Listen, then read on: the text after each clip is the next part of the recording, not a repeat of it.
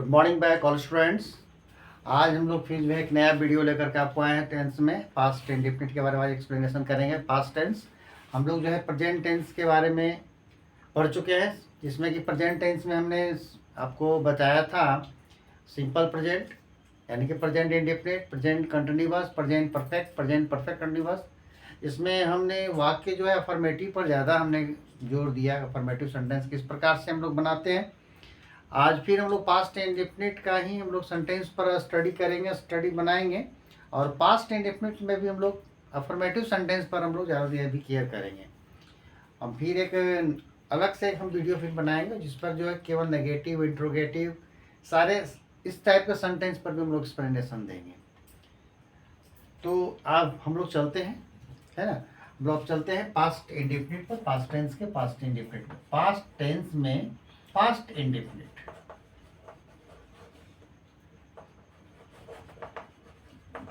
Past indefinite tense, ये हमारे past tense का आपका पहला टाइप है। तो पास्ट इंडेफिनिट टेंस का अगर पूछा जाए कि सेंटेंस जो अगर हिंदी में हो तो किस तरह की पहचान होगा, तो उसका पहचान होता है कि जिस हिंदी वाक्य क्रिया के अंत में, जिस हिंदी वाक्य क्रिया के अंत में चुका होना चाहिए, चुकी होना चाहिए, या हो, ये हो, ई हो इत्यादि लगा रहे, इत्यादि लगा रहे, तो उसे पास्ट इंडेफिनिट या सिंपल पास्ट टेंस भी कहते हैं। दोनों का मतलब एक ही है, सिंपल पास्ट टेंस कहते हैं। जैसे आपका हम लोग एग्जाम्पल अगर हिंदी में लेंगे, जैसे वे लोग पटना गए,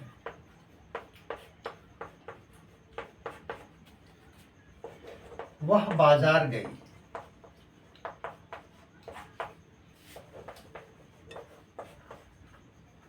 वह खाना खा चुका।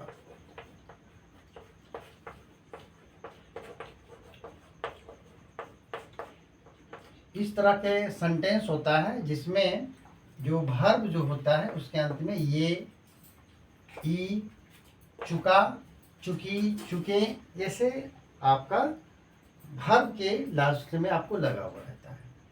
तो हम लोग उसे पहचानते हैं कि वो सिंपल पास्ट टेंस में, उसमें हम लोग पहचान कर लेते हैं कि वो सिंपल पास्ट टेंस में है।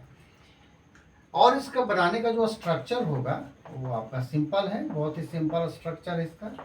सब्जेक्ट और उसके बाद वर्ब टू का प्रयोग करते हैं, ऑब्जेक्ट बाय कॉम्प्लीमेंट। एकदम सिंपल स्ट्रक्चर है, एकदम आराम से इसको हम लोग बना सकते हैं। केवल हमें वर्ब का जो फॉर्म है ना वो याद रखना होगा।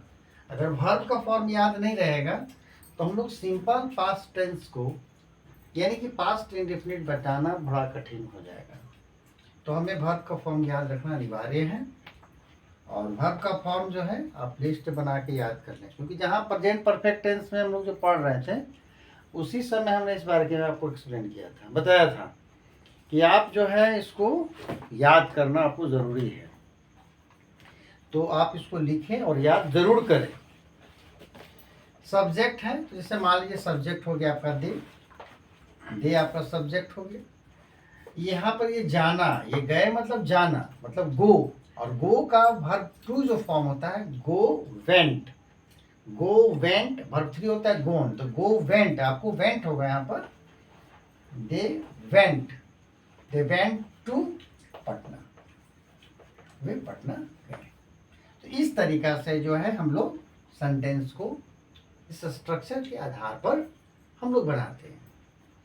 अब जैसे अब हम लोग को इस तरह का स्ट्रक्चर बनाना है, जैसे मान लीजिए कि वह बाजार गई, वह बाजार गई, जैसे सेकेंड सेंटेंस है वह बाजार गई।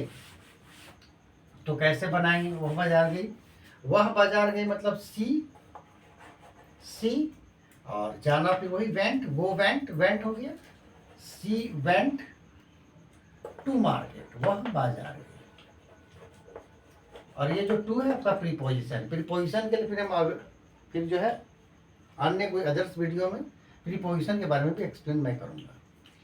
वह खाना खा चुका, तो हो जाएगा ही एट, ये खा चुका का होगा एट, यानी कि ईट एट ईटेन, तो एट फूड।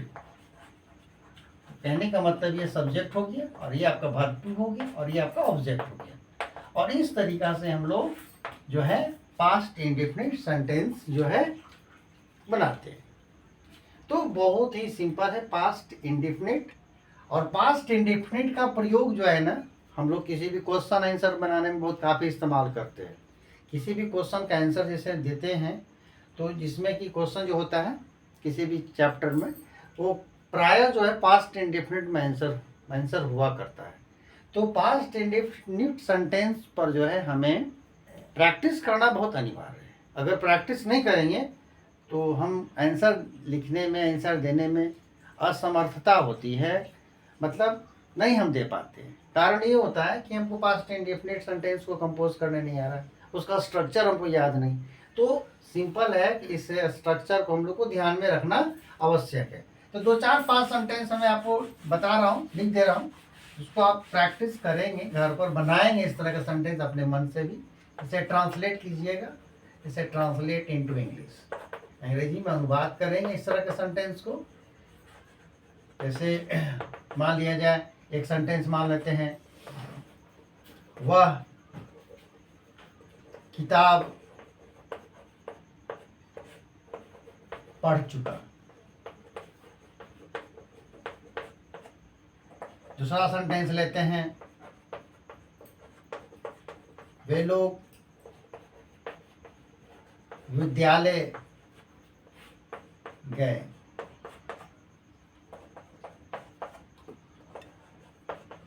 मेरी माँ मुझे पढ़ाई।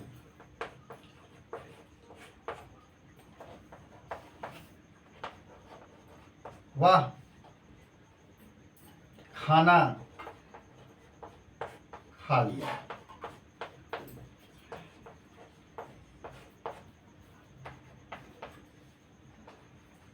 मैं पत्र लिख लिया। तो इस तरह के सेंटेंस को आप बनाइएगा। इस तरह के मैं सेंटेंस 5 सेंटेंस आपको लिखा हूँ, आप प्रैक्टिस कीजिएगा। हम कोई भी अगर सेंटेंस को अगर पढ़ रहे हैं, अगर उस पर हम लोग 5 सेंटेंस खुद से अगर कंपोज करके नहीं बनाते हैं, तो हमारा वो जो टेंस है वो कंप्लीट नहीं हो पाएगा। ये आपको बहुत ज़रूरी है, बात को आप समझिए, आप इसको समझिए और इस बात पर ध्यान दीजिए, नहीं तो नहीं हो पाएगा, आप समझ लें। तो कहने का मतलब है जैसे कि वह किताब पढ़ चुका, तो वह मतलब हो गया सब्जेक्ट, जैसे ही हो गया। अब पढ़ना का होता है वर्ब का form, read, red, read. Verb का जो फॉर्म होगा रीड का, रीड, रेड, रीड। मतलब कहने का मतलब रीड जो शब्द है आपका, रीड जो वर्ड है उसका स्पेलिंग वही रहता है, लेकिन केवल उच्चारण उसका अलग होता है। जैसे रीड हो गया, रीड, रेड, रीड। तो कहने का मतलब ये आपका वर्ब 1 हो गया, ये आपका वर्ब 2 हो गया और ये आपका वर्ब 3 हो गया। आप ये कह सकते हैं कि ये वर्ड आपको सेम है, लेकिन हम इसको उच्चारण रीड कहेंगे, इसको रेड कहेंगे, इसको रीड कहेंगे। और जैसे जाना, गो, तो गो का हो गया, गो आपका वर्ब 1 हो गया। वेंट, वेंट आपका वर्ब 2 हो गया। और गोन, गोन आपका क्या हुआ, वर्ब 3 हुआ। तो इस तरह से वे लोग विद्यालय गए, तो हो जाएगा दे वेंट टू स्कूल। तो इस तरीका से इसे मेरी माँ मुझे पढ़ाई, तो माई मदर टॉट मी। तो टॉट क्यों हुआ, टीच का जो वर्ब टू फॉर्म होता है वो टॉट होता है। अब 2 सेंटेंस कम से कम अपने से भी कंपोज कीजिएगा, दिमाग को जोर डालिएगा, तो हो जाएगा, सिंपल है। और फिर अगले वीडियो में फिर हम परिचर्चा करें, अगर नहीं होगा तो फिर इस पर हम बात करेंगे, बताएंगे, फिर समझाएंगे। और उम्मीद करते हैं कि जिस तरह से मैंने समझाया है वो आप समझ गए होंगे। तो आज का जो वीडियो रहा वो पास्ट इंडेफिनिट रहा। Thank you, it's all right for watching.